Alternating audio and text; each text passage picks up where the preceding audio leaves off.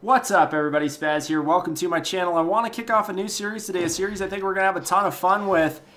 And what you're watching in the background right now is some transport downtown gameplay, and then it'll transition over into the train heist. But this new series I want to kick off, essentially what I want to do is talk about some infamous and historical heists, because a lot of what you see in Payday 2 has been shaped by some of these events, and I thought it'd be a really cool video series to have in which we could open up some dialogue about some of these. And to kick off each video, I figured I could give you either a favorite build of mine, a build I'm working on, or even something you guys send in. And in this week, I am featuring one of my favorite builds of all time. It is a hybrid build between the Enforcer and Technician.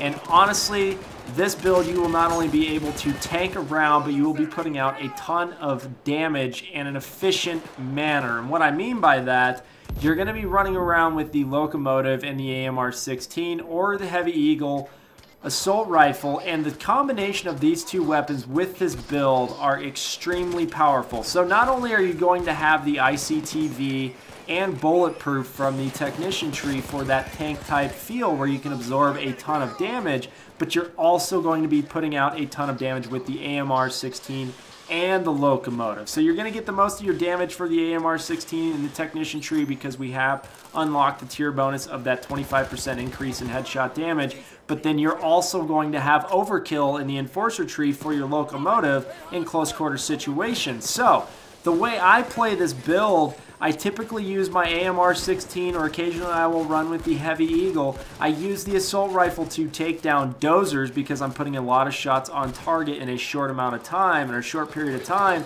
but I also use it to take down targets at range, but I switch to my Locomotive in close quarter situations or situations where I feel like I'm getting overwhelmed and I don't have to worry too much about placing my shots perfectly, whereas with an assault rifle typically you do have to exercise really good aim if you want to conserve ammo. But with this build, the beauty of it is we have fully loaded aced out, so you shouldn't have to stress for ammo at all with this build, especially if you're being aggressive and pursuing all of that dropped ammo off of the enemies that you have killed. So try this build out. Let me know what you guys think. It's honestly one of my favorite builds to run with when I do in fact go loud.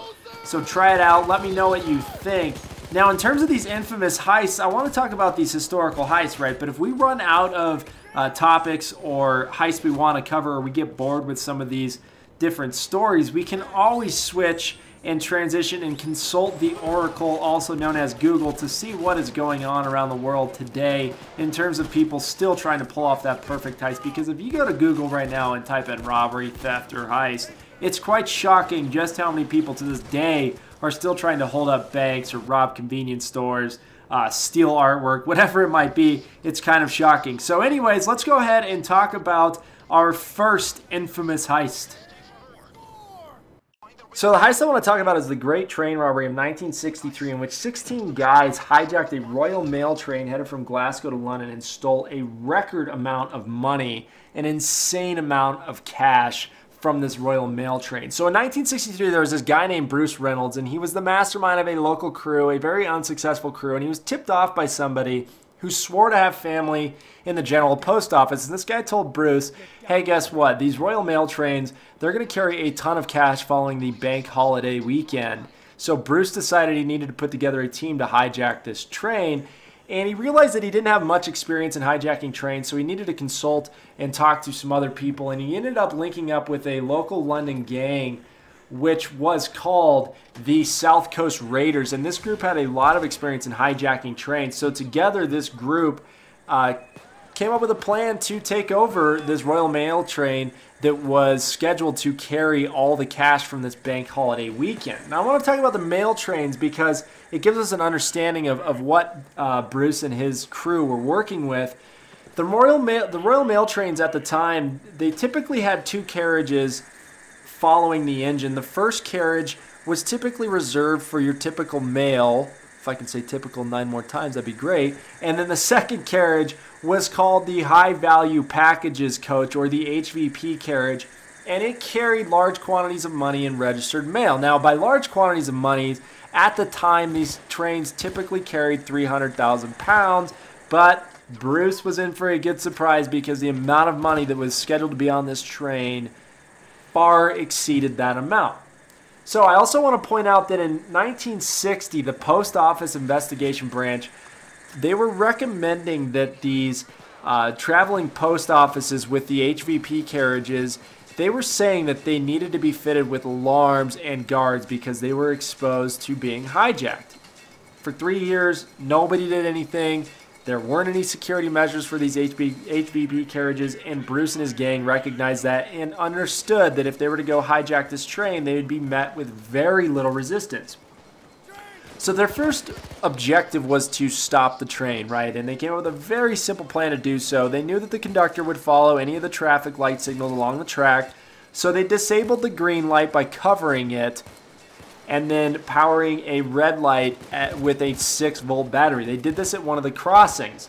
So as the conductor pulls up to this traffic light, he notices that it's red, he stops, he steps off, and he's going to walk over to one of the trackside telephones to call ahead and see why they've been stopped. And as he walks over to the trackside telephone, he notices that, well, the lines have been cut. Something fishy's going on here. So he starts to walk back to the train, and that's when Bruce and his gang hijack the train. They are actually able to lock it down really fast because, like I said, there wasn't much resistance. There weren't any alarms. There wasn't like a guard or any protocol to follow when somebody was attempting to hijack these Royal Mail trains. And I believe there was only one person that was injured in this entire heist, and I believe it was because he was smacked on the back of the head with a club. Bruce and his gang only carried clubs. They didn't carry any firearms when they carried out this hijacking. So anyways, they hijacked the train, and they're on board, and their next objective is to move the track about a half a mile up the road to an area where they have a loot truck waiting. So they move the train up and they start moving bags. They move 128 bags of cash from the HVP carriage in about 15 to 20 minutes using a human chain. The amount of money they stole from this HVP carriage was 2.5 million pounds, which in today's currency, in terms of US dollars, is close to $75 million. That is insane to think that trains back then were carrying that much money without any sort of security measures.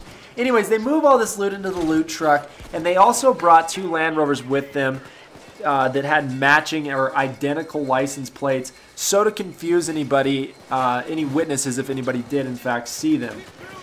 They loaded up the trucks and they decided they were going to go back to their safe house, a safe house that they had bought 2 months earlier. And it was about a 45-minute drive from where they had unloaded the train. And while they were driving home, they were listening to police scanners. And about the time that they got home, the first police reports were coming in of this heist. And the manner in which the crime was called in by a cop is hilarious. The cop said, and I quote, "A robbery has been committed, and you'll never believe it. They've stolen the train." So they get home, and their original plan was to hang out at the safe house until Sunday. But unfortunately, one of the crew members told one of the conductors or the engine operators to stay down on the ground for 30 minutes. And by him telling that operator that, the cops realized these guys weren't going to go far, so they started using a dragnet tactic to locate these guys. Bruce understood that they couldn't stay there until that Sunday, so he told everybody, we need to get out of town tomorrow, which is a Friday. They hijacked this train on a Thursday. So that Thursday night, they were splitting up everybody's share. Roughly, everybody got roughly $4.5 million apiece after this heist. And while they were separating the money, they were enjoying some heavy drinking, and actually they were playing some Monopoly using some of the money they stole rather than play money. So Friday comes along, and there is a guy, part of the crew, that was responsible for cleaning the place of prints and also torching the house once they had left. And this guy's name was Mark. So Mark was told that after everybody left that Friday, he was supposed to wipe down prints and then torch the house. Guess what? He never torched the house. He skipped town. He ran. Didn't do the only job that he was really hired for, and he screwed over the entire gang because that about 5 days later, the cops were tipped off by the neighbors of this safe house that there was some weird activity going on. The cops show up, they find the loot truck, they find the Land Rovers, they find banknote bands on some tables inside. Then guess what? They found fingerprints on various objects, including ketchup bottles and Monopoly pieces. The search for these guys has begun because some guy didn't do his job. Now they had prints. Now they had suspects. Now they had leads. Overall, this heist would have been perfect if just this one guy didn't totally Wayne grow it and screw it up for everybody. So the first guy was arrested a couple weeks later, and this guy, the reason he was arrested is because he paid his landlord 3 months in advance using all 10 shilling notes. And this is during a time when this robbery was record-setting, and not just by a little bit. I mean, it trumped the last major heist. I believe at the time the largest sum ever stolen was around 590,000 pounds, and these guys had just cleaned up 2.5 million pounds in a heist that lasted about 45 minutes total. Unprecedented. Everybody was talking about it, and as soon as this guy paid his landlord 3 months in advance using all 10 shilling notes, the guy calls the cops, and he's like, this is kind of weird that this guy has this type of cash available. I think you might want to come check it out. There's arrest number 1, and it was all downhill from there. They started getting leads on who had purchased the safe house. They found that guy who was also part of the crew, and then next thing you know, it blows up, all because one guy forgot to torch the house. 11 people out of the 16 were arrested and sent to prison. They were all charged with 30 years for conspiracy to rob.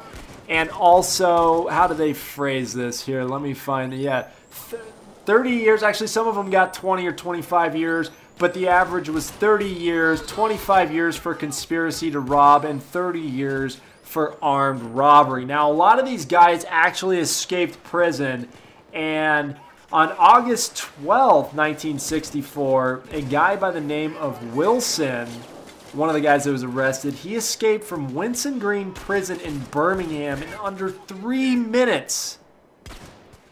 He hired a 3-man team to break into the prison and get him out. Now, the reason I wanted to point this out is because there are rumors in Payday 2 that the old Hoxton is coming back. And if he is coming back, there's also the Christmas soundtrack DLC where if you listen to it carefully, he talks about people coming in and breaking him free. Now, whether or not that's going to become a mission or if this is all just rumor or hearsay, I don't know. But it would be cool if Overkill were able to implement something very similar to how this guy was broken out of Winson Green Prison.